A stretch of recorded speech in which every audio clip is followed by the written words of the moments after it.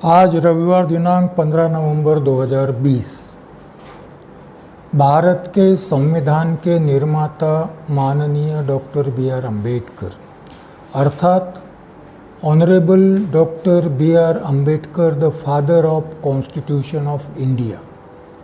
इस व्याख्यानमाला के चौथे व्याख्यान में मैं मैत्री इंडिया चैनल के सारे ही दर्शकों को और उनके माध्यम से भारत का संविधान, जिन्हें भारत के लोग कहता हैं, सार्वभौम लोग कहता हैं, उन सार्वभौम लोगों को साधुवाद देता हूँ, विनम्र अभिवादन करता हूँ, मंगल कामना प्रेषित करता हूँ और सप्रेम जय भीम भी। आज का विषय है गोलमेज सम्मेलन में माननीय डॉक्टर बी.आर. अम्बेडकर। गोलमेज सम्मेलन, हमारा पहला व्याख्यान था साउथ बरो समिति, दूसरा व्याख्यान था साइमन कमीशन। अब हम आज गोलमेज परिषद की बात करने वाले हैं। पददलितों के मुक्ति के संघर्ष में, या यूं कहिए कि पददलितों को पॉलिटिकल सेफगार्ड्स, कॉन्स्टिट्यूशनल गारंटीज प्राप्त हो, इसके संघर्ष में राउंड टेबल कॉन्फ्रेंस या गोलमेज सम्मेलन की अहम भूमिका रही है। इसको इस संघर्ष में मील का पत्थर भी कहा जा सकता है। जिस प्रकार संघर्ष में यह मील का पत्थर है, उसी प्रकार माननीय डॉक्टर बी.आर. अम्बेडकर का भारत के संविधान के निर्माता बनने तक का जो सफ़र है, उस सफ़र में भी यह मील का पत्थर है, यह माइलस्टोन है, गोलमेज सम्मेलन या राउंड टेबल कॉन्फ्रेंस। इसी गोलमेज सम्मेलन के बारे में हम लोग बात कर रहे हैं। क्यों आज आयोजित किया था ये गोलमेज सम्मेलन? ब्रिटिश सरकार ने, ब्रिटिश पार्लियामेंट ने यह गोलमेज सम्मेलन, राउंड टेबल कॉन्फ्रेंस क्यों आयोजित की थी?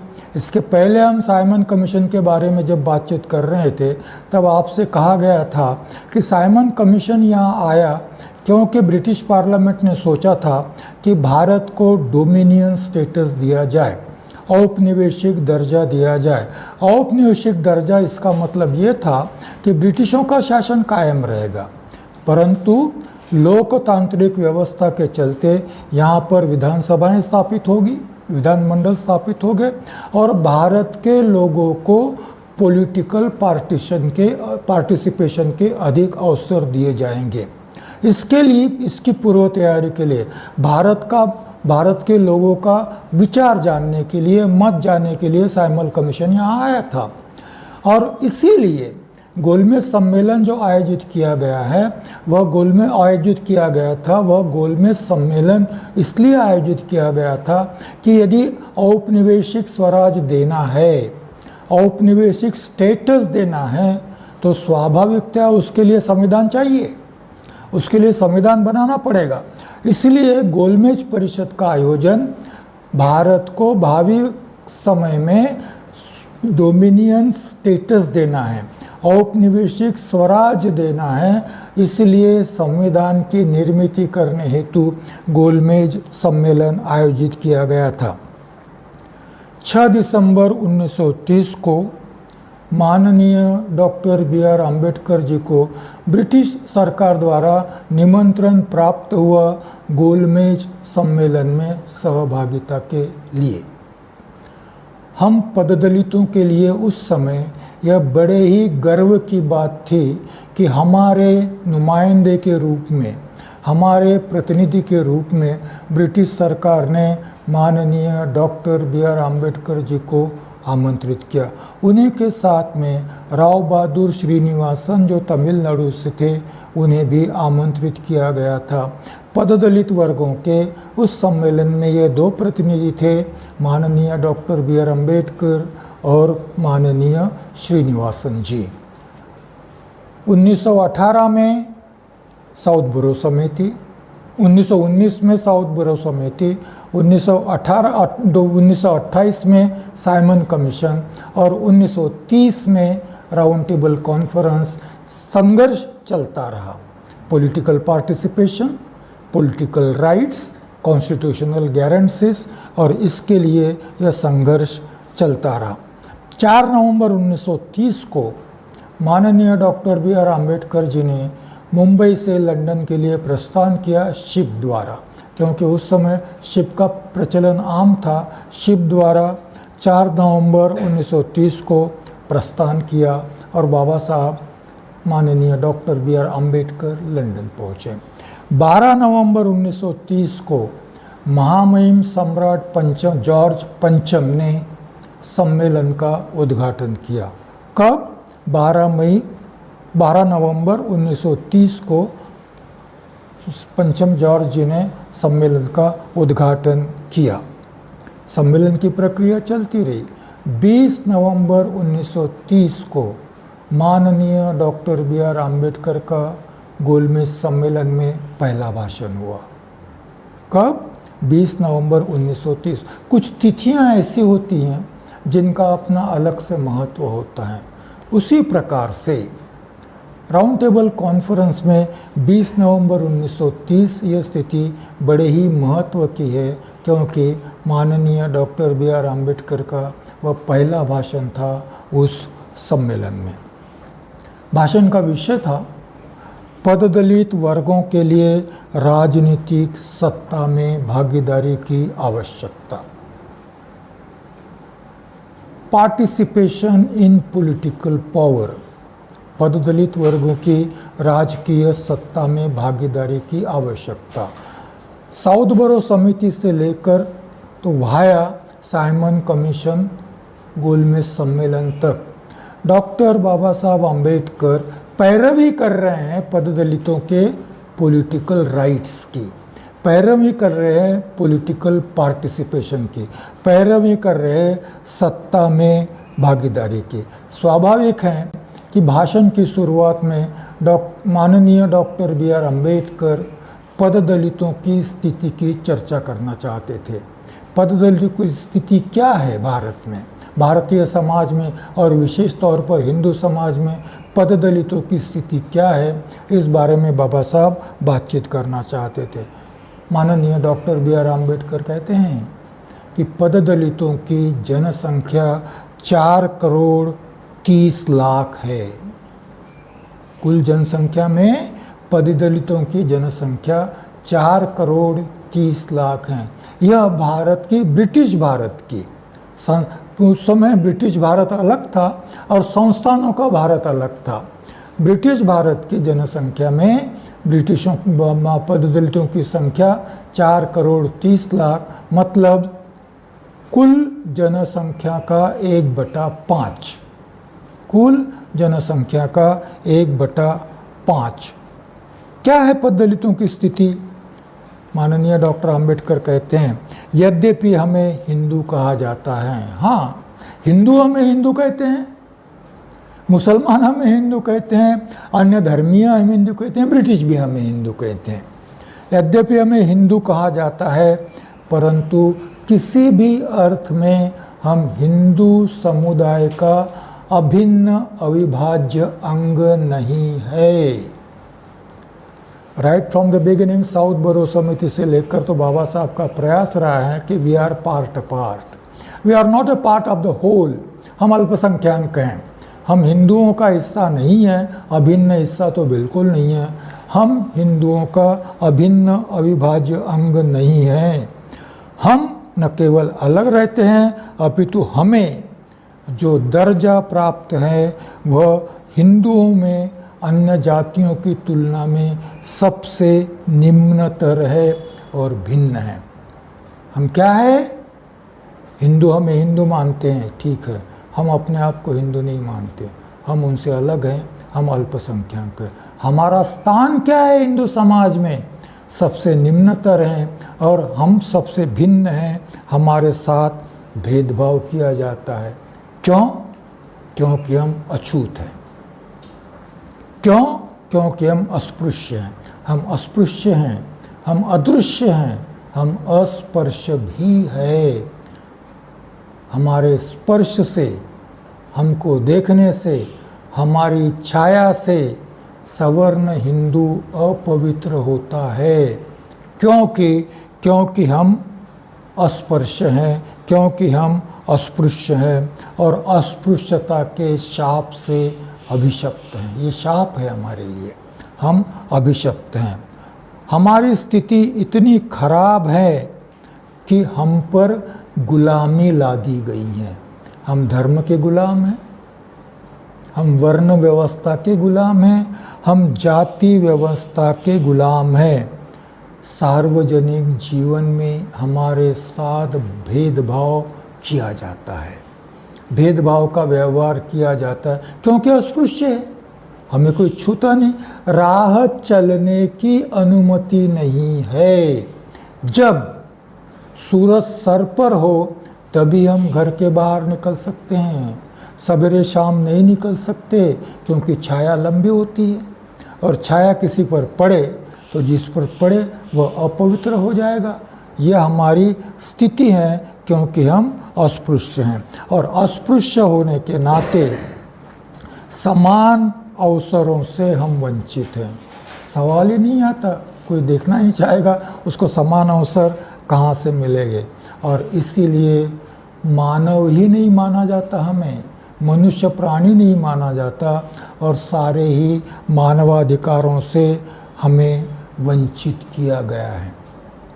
ब्रिटिश शासन यह जानता है, ब्रिटिश शासन यह जानता है, ब्रिटिश शासन को इसकी जानकारी है, परंतु वर्तमान ब्रिटिश शासन को माननीय doctor B R. Ambedkar bureaucratic government कहते हैं, ब्यूरोक्रेटिक गवर्नमेंट कहते हैं, नौकरशाही शासन कहते हैं।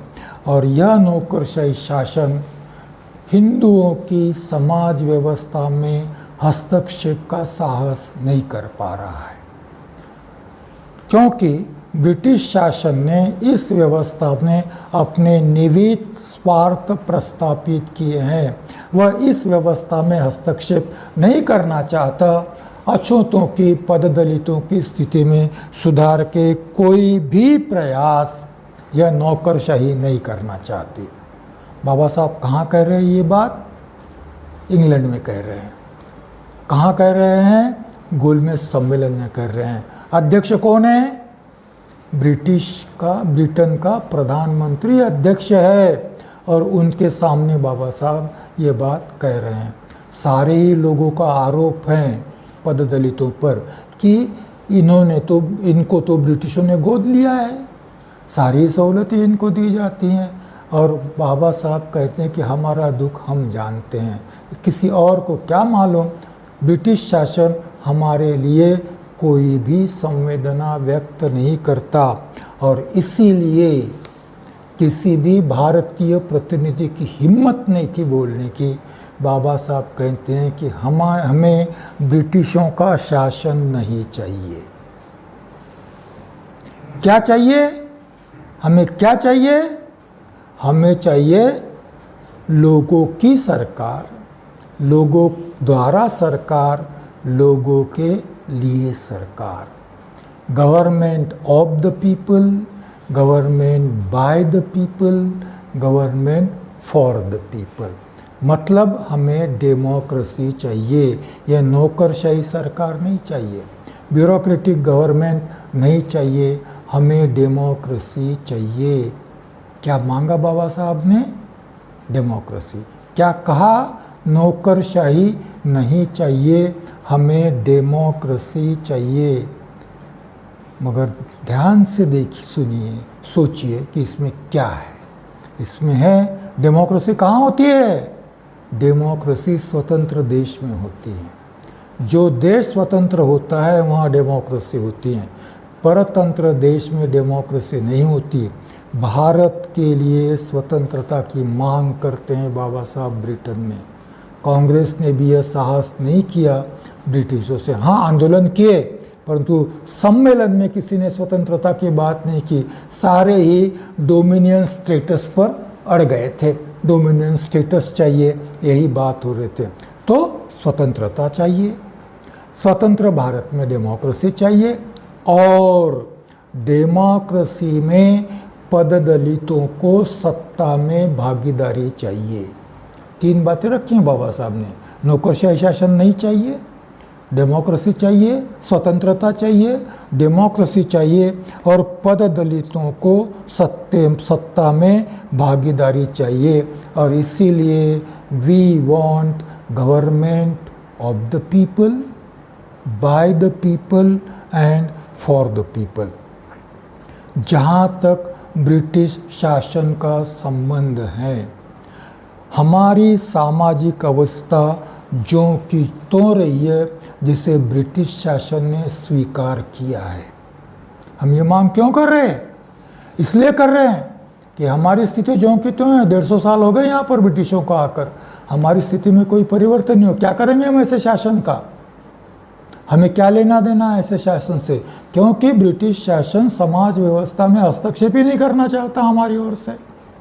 हमें मानवता के अधिकार मिले, हमें नागरिकता के अधिकार मिले, इसके लिए ब्रिटिश शासन कोई भी हस्तक्षेप नहीं करना चाहता। बाबा साहब कहते अंग्रेजी शासन को 150 साल पूरे हो गए हैं। हमारी तकलीफ़ें उन खुले हुए घावों की तरह हैं जिन पर मरहम लगाने का कोई प्रयास नहीं किया। किसकी तरफ देखें हम लोग? कौन लगाएगा हमारे घावों पर मरहम? आप हमारे शासक हैं, हम आपकी प्रजा हैं। आपके तरफ देखते हैं कि आप हमारी घावों पर मरहम लगाएंगे, परंतु 150 साल को शासन होने के बाद भी हमारे गांव वैसे के वैसे ही खुले के खुले रिस रहे हैं, परंतु आपने कभी भी मरहम लगाने का प्रयास नहीं किया। इसका कारण प्रस्तापित व्यवस्था में आपके शासन के निहित स्वार्थ, वेस्टेड इंटरेस्ट स्थापित हो गए हैं। आपको भय लगता है कि यदि पद दलितों के सामाजिक स्थिति में परिवर्तन के प्रयास करेंगे तो यहाँ का बहुसंख्यक हिंदू समाज आपका विरोधी हो जाएगा, आपके शासन का विरोधी हो जाएगा। आप में क्षमता नहीं है इसलिए नहीं कर रहे हैं, ऐसी बात नहीं।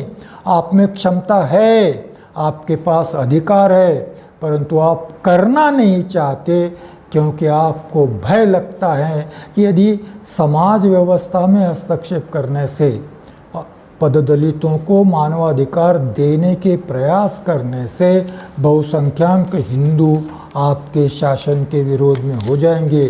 क्या करना है हमें ऐसा शासन? इसीलिए हम चाहते हैं कि जनता की सरकार हो, इसीलिए हम चाहते हैं कि जनता द्वारा सरकार हो, इसीलिए हम चाहते हैं कि जनता के लिए सरकार हो, गवर्नमेंट ऑफ द पीपल हो, बाय द पीपल हो, फॉर द पीपल हो। हम महसूस करते हैं कि हमारे अतिरिक्त हमारा दुख दर्द कोई भी नहीं समझ सकता और कोई भी दूर नहीं कर सकता। जिसकी पीड़ा वही जाने, जिसकी पीड़ा वही जाने, दूसरे नहीं जान सकते। हमारा दुख दर्द हम जानते हैं और हमें उसे दूर कर सकते हैं, अन्य कोई भी नहीं कर सकता। सरकार नहीं कर रही है और किससे अपेक्षा कर सकते हैं क्या? तो परंतु यदि हमें अपने दुख दर्द का निवारण करना है तो हमें राजनीतिक सत्ता अपने हाथ में चाहिए। जब तक राजनीतिक सत्ता हमें नहीं मिलेगी तब तक हम भी अपना दुख दर्द दूर करने में सक्षम नहीं होंगे। और इसीलिए तो हम बात करते हैं गवर्नमेंट ऑफ द पीपल की, इसीलिए तो हम बात करते हैं सत्ता में भागीदारी की। हमें डोमिनियन स्टेटस नहीं चाहिए, हमें डेमोक्रेटिक गवर्नमेंट चाहिए, हमें डोमिनियन स्टेटस नहीं चाहिए।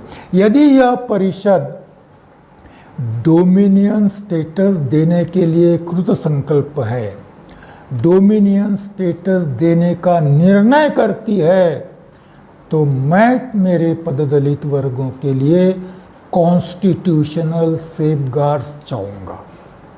बिना पददलित वर्गों को बिना कॉन्स्टिट्यूशनल सेफगार्ड्स दिए, बिना कॉन्स्टिट्यूशनल सेफगार्ड्स दिए यदि डोमिनियन स्टेटस दिया जाता है तो मैं उसका विरोध करूंगा। सामने बैठे हुए भारत के प्रतिनिधि देख रहे हैं माननीय डॉक्टर B.R. आम्बेडकर की तरफ। अरे हम यहाँ पर आए हैं भारत के लिए डोमिनियन स्टेटस की मांग करने, और भारत का ही प्रतिनिधि होकर माननीय डॉक्टर आम्बेडकर कह रहे हैं कि हमें डोमिनियन स्टेटस नहीं चाहिए। कैसी बात कर रहे हैं ये? सारे हक्का बक्का होकर देखते रह गए।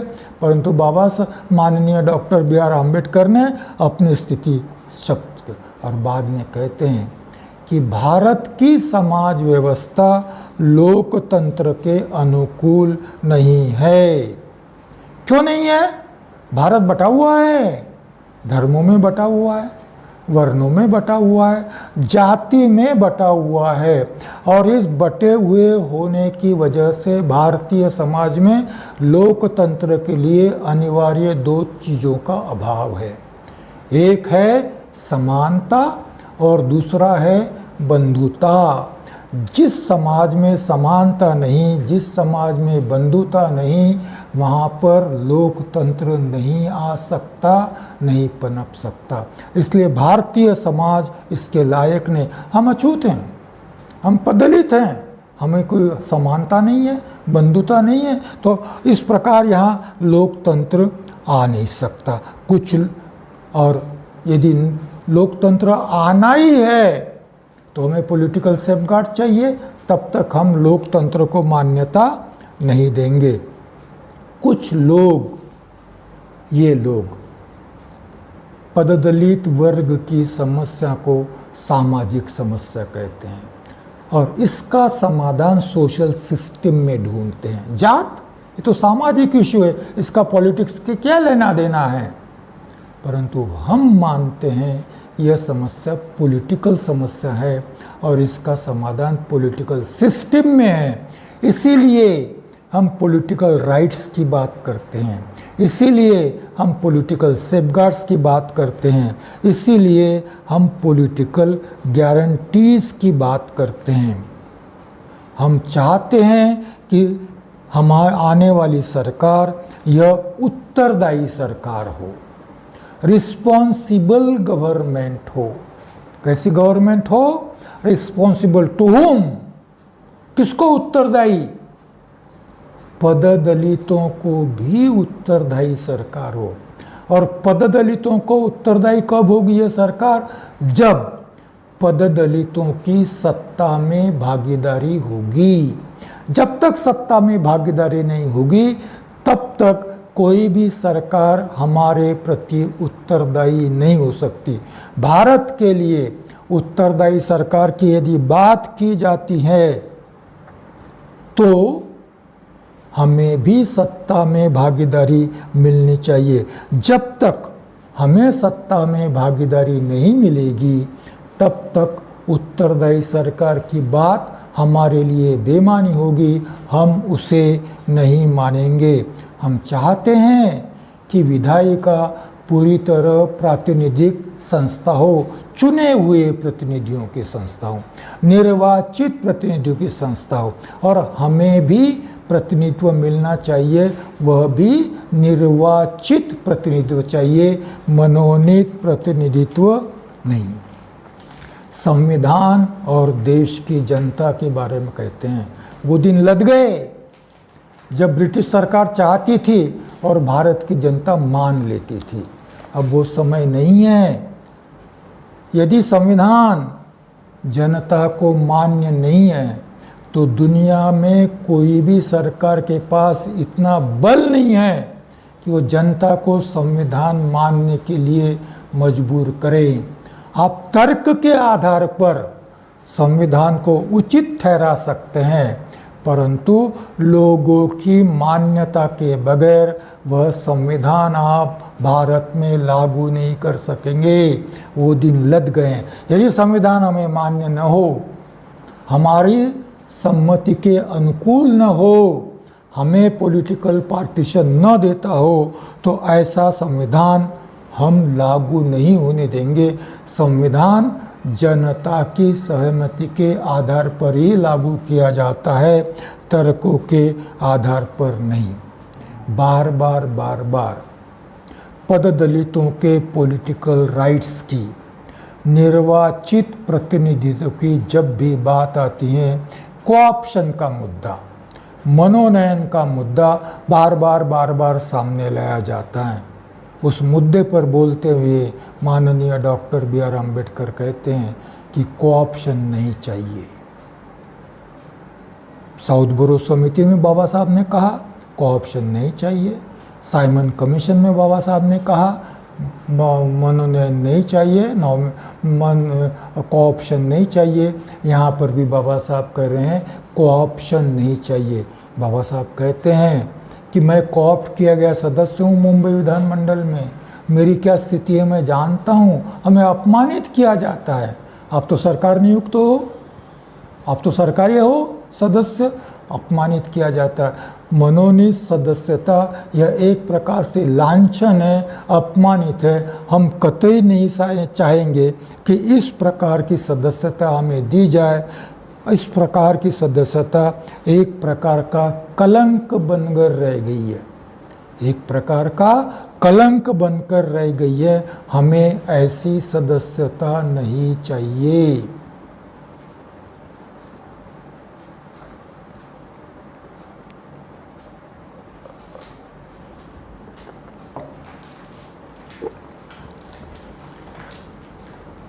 अल्पसंख्यकों की स्थिति एवं अल्पसंख्यकों का भय। भारत में हम अल्पसंख्यक हैं, चाहे आप मानो न मानो। भारत में मुस्लिम अल्पसंख्यक है, क्रिश्चियन अल्पसंख्यक हैं, सिख अल्पसंख्यक है, और ये सारे ही अल्पसंख्यकों को एक भय है। यदि कल औपनिवेशिक स्वराज दिया जाता है, निर्वाचित प्रतिनिधियों का अधिकार दिया जाता है और मताधिकार सीमित किया जाता है, तो जो शासन स्थापित होगा वह बहुसंख्यकों का शासन स्थापित होगा। क्या भय है? यदि आने वाले समय में भारत को औपनिवेशिक स्वराज दिया जाता है, चयनित प्रतिनिधित्व का प्रावधान होता है और लिमिटेड फ्रेंचाइज की बात होती है, तो आने वाला शासन बहुसंख्यकों का शासन होगा और उसमें सारे ही अल्पसंख्यक पीड़ित होंगे और पददलित वर्ग तो पीड़ितों के पीड़ित होंगे। वो सिर्फ बहुसंख्यकों के पीड़ित नहीं, वो पीड़ितों को भी पीड़ित होते हैं। बाबा साहब कहते हैं हम सारे ही अल्पसंख्यक एक जहाज़ में सफ़र कर रहे हैं। वो जहाज़ में श्रेणियां हैं, first class, second class, third class, fourth class, fifth class. हमारा कोई क्लास ही नहीं है, हमारा कोई क्लास ही नहीं है। हम सबके पैरों के नीचे हैं, सबके पैरों के नीचे। यदि इस प्रकार की स्थिति में यदि औपनिवेशिक स्वराज्य दिया जाता है, तो यह स्वराज में रूढ़िवादी हिंदुओं का बहुमत होगा। सिर्फ हिंदुओं का नहीं, ट्रेडिशनल हिंदुओं का बहुमत होगा। और फिर वह हर बात में धर्म का आधार लेंगे। मुसलमानों के साथ कैसे व्यवहार करना चाहिए, उनका धर्म बताएगा। सिखों के साथ कैसा व्यवहार करना चाहिए, उनका धर्म बताएगा। और पददलितों के साथ कैसा व्यवहार करना चाहिए, धर्म बताएगा, वर्ण बताएगा, जात बताएगी। और हम अछूत के अछूत रह जाएंगे, हम पददलित के पददलित रह जाएंगे। और इसीलिए इस प्रकार का सीमित मताधिकार के आधार पर निर्वाचित औपनिवेशिक स्वराज के हम विरोधी हैं। यदि देना ही है तो हमें कॉन्स्टिट्यूशनल गारंटीज चाहिए। हमें कॉन्स्टिट्यूशनल गारंटीज, सिर्फ गारंटीज नहीं, सिर्फ सरकार की गारंटीज नहीं, वैधानिक गारंटीज नहीं, कॉन्स्टिट्यूशनल संवैधानिक गारंटीज चाहिए। और जब हमें संवैधानिक गारंटी मिलेगी तभी हम इस प्रकार के स्वराज की बात को सोचेंगे।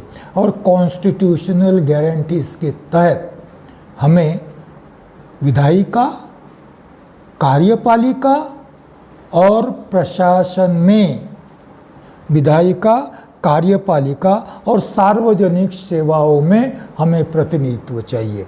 विधायिका मतलब विधानमंडल में प्रतिनिधित्व चाहिए, कार्यपालिका मतलब मंत्रिमंडल में प्रतिनिधित्व चाहिए, और प्रशासन में प्रतिनिधित्व मतलब सरकारी सेवाओं में हमें प्रतिनिधित्व चाहिए, और ये कॉन्स्टिट्यूशनल गारंटी के चलते चाहिए। क्यों? आगे बोलते हैं माननीय डॉक्टर बी आर अम्बेडकर। क्यों? यदि ऐसा नहीं है तो क्या होगा? समझो आपने दे दिए हक। भारत में हम लोग भुगत रहे हैं, हिंदू समाज में हम लोग भुगत रहे हैं। आपका कानून है, देश में कानून का राज है, परंतु आपका कानून सामाजिक कुरीतियों पर प्रभावी नहीं है। यदि बहुसंख्यक हिंदुओं ने बहिष्कार का शस्त्र हम पर चलाया तो बहिष्कार का शस्त्र हिंदुओं का सबसे प्रिय और सबसे खतरनाक शस्त्र है। यदि बहिष्कार कर दे तो हम सारे ही जगह पर अल्पसंख्यक होने की वजह से कुछ भी नहीं कर सकते, हमारे रास्ते बंद किए जा सकते हैं, हमारा रोजगार छीना जा सकता है, पानी नहीं भरने दिया जा सकता है। यूँ इतना ही नहीं, हमारे पालतू पशुओं को चरागाह जाने की भी अनुमति नहीं होगी। इस प्रकार के बहिष्कार के हम भुक्तभोगी हैं, हर दिन भुगतते हैं। फिर से हमें उस स्थिति में मत भेजिए, और इसीलिए हमें कॉन्स्टिट्यूशनल गारंटीज चाहिए, हमें पर्याप्त प्रतिनिधित्व चाहिए। माननीय डॉक्टर बी आर अम्बेडकर कहते हैं, बार बार कहते हैं, हमें पर्याप्त प्रतिनिधित्व चाहिए। कैसे मिलेगा? उसके लिए वयस्क मताधिकार चाहिए। साउथबरो समिति, साइमन कमीशन, अब गोलमेज परिषद, वयस्क मतदार।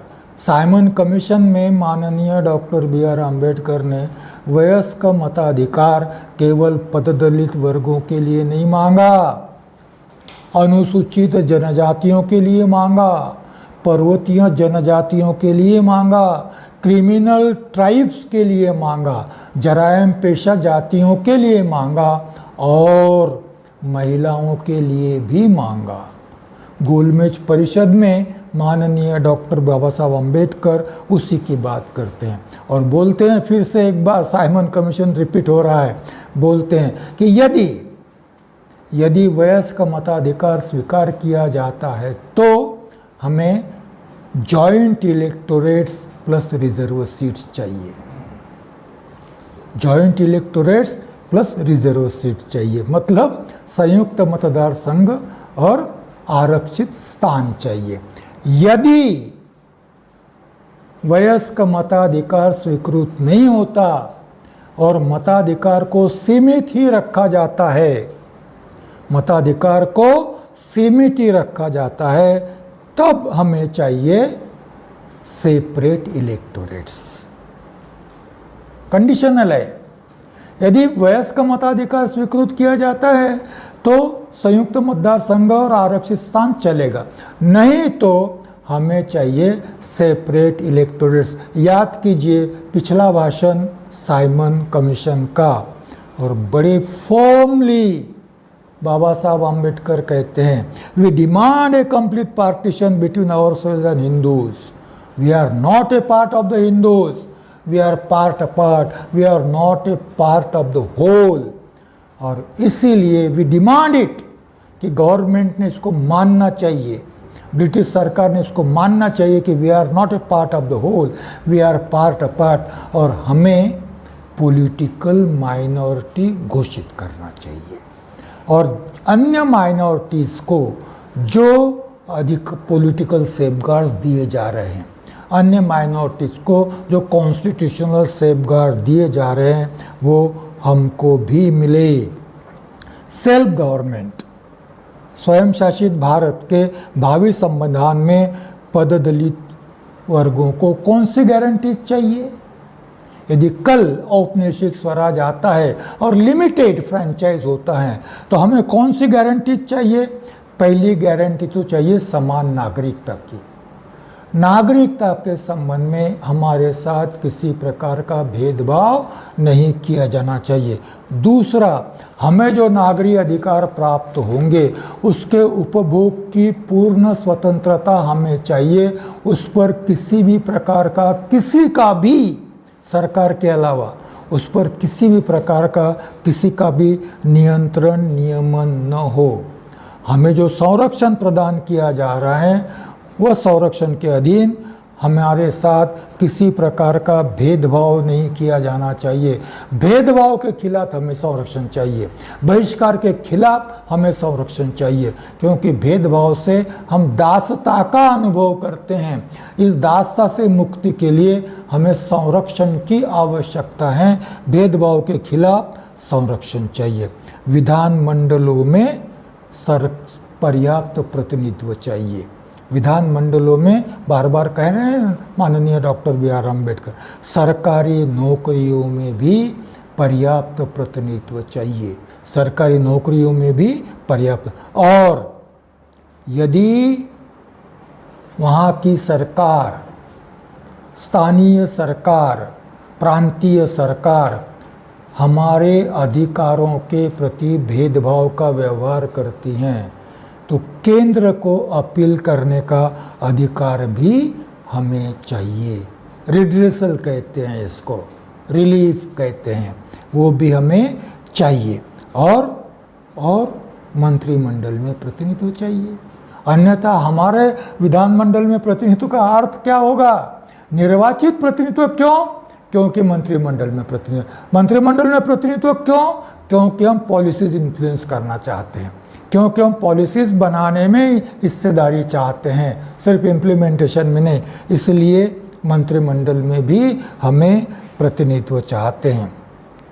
मैं अपने लोगों के ओर से ईमानदारी से बात करते हुए कहता हूँ कि मैं डोमिनियन स्टेटस और उत्तरदायी सरकार का विरोधी हूँ।